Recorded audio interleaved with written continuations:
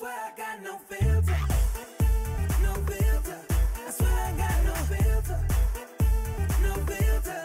I'm out of books to give. I got no filter, no filter. I'm out of books to give. Enough about play data for this interview. So let's talk about you as a person, Lanre W. You mentioned how when Trybesmen started, and I was saying before the feed cut off that I'm a very big fan of Trybesmen. I have a story around Trybesmen when I was in Uniben, when you guys came. It's a bad story because I got an injury just trying to get into the hall to watch Trybesmen. I have is it Tribal Max? Wow, that record. I have it. The original one. I have it Wow. on my iPhone. So what's your relationship right now with the Kunle Bello, KB, and Freestyle? What's the relationship like? The original members of Trybesmen. Of Trybesmen. Fantastic relationship. I flew in for KB's wedding. I flew in for Freestyle's wedding. We have a pretty amazing relationship, actually, considering everything that's gone on in the past. It's been a long time. And then also we all grown up. It's not like there was any super beef anyway. It was just an alignment of visions. Do you get what I'm saying? And I it's one of the things that's also taught me to properly align visions with whoever I partner with. Because if you guys are looking for different things out of the same idea, at some point you're definitely going to branch out in those various directions. I'm happy about the success that I've had with the music after Trybesmen. I really wish the Trybesmen would have stayed together, but then that would also be me forcing my vision on the other members of Trybesmen, in a sense, and that would be unfair. So I totally understand it, and I'm sure that they understand it as well. We have a pretty good relationship. I speak with KB very often. Freestyle and I are also in touch. He's also in the States right now, so we talk from time to time. What happened to Trybe 2.0? Okay, so Trybe 2.0, I think, came at a time when I was right about to make a significant change in my in my destiny, in my life, really. I had my daughter. I wasn't spending enough time with family. I was working on so many other things on the side. I started to understand business a whole lot better, and I was able to do the math and see that journey was not going to get me where I need to be in the next 5 to 10 years. That was not what I needed to be doing at the time. A lot of things happen in between, which is normal with any business or any startup or anything, because really Trybe 2.0 was a startup. We started it from scratch, raise money, put things together, set up this whole elaborate structure. But it's one of those lessons learned from not doing proper market research or from not really understanding the business that you're going into. So when I started to kind of understand the business a little bit better and got more clarity, I realized that, for the most part, this is not what I needed to be doing, at that time. So I pretty much shut it down. They call it in our world a pivot, of sorts. But I needed to do that because that wasn't going to get me where I need to be. It wasn't going to get me where I need to be. So I figured, I need to step this up.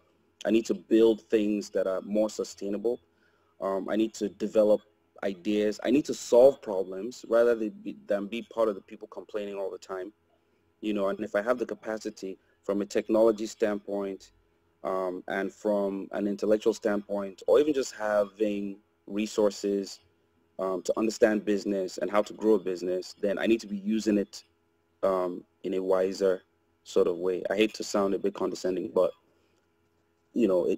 it just wasn't what I needed to be doing at the time. So I decided to shut it all down. Okay.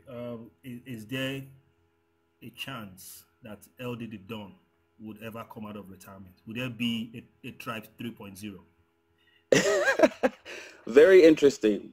I doubt that very much at this time. I mean, I'm speaking to you while I'm talking to you right now. I'm in a studio. Yeah. Like this is a music studio. I don't know if you guys can see this entire setup here. Okay. You know, so yes, you don't choose music. Music chooses you. You know, it's not something that you just kind of let go and just keep it moving. It's just not something that I'm ready to do as a performer anymore. Like I need to take the next step. Plus, I'm getting a little older. You know, I need to take some steps forward to do things that again will benefit the greater collective, the greater good, rather than me trying to make business of a situation myself. Because guess what? If we're able to in the next 5 years restructure the music industry in Nigeria, I know that in 5 years' time, if I put out a single, I might make X out of it. Without that structure in place, we're all struggling. You know, people make a lot of money, don't get me wrong. The industry is worth billions of dollars. However, as a performer or as a creator, the potential is more than 20x that. So how do we solve that problem? And how do we get it to the point where creators begin to actually earn? That's my goal right now. Let's solve that problem. You know, we complain a lot, oh, this is not there, the government did this, aspiracy, this, that. But guess what? Technology can solve all these problems very easily. So if I have the capacity to develop the technology to solve those problems, why am I complaining? Why am I one of the guys who's still running around saying, oh, they paid me for this, they didn't pay me for that, oh, ring back tone this, and oh, this one costs on that, you know what I mean? Create a solution. So that's kind of where I'm at. So yes, I am making music. You know, to kind of go back to that, I am making music. I'm not making music for LD. I'm songwriting. Like right now, I'm actually in a songwriting session with an artist who's signed to Island Records here in the States. He's the one who peeped, while I was having the conversation earlier. Yeah. And it's still something that I love to do, but it's not going to be my main thing. So no Trybe 3.0. If there may be a Trybe 3.0, let me not say that. I just wouldn't be the CEO, of Trybe 3.0. So yeah. So do you miss making music, performing music? Do you miss it at all?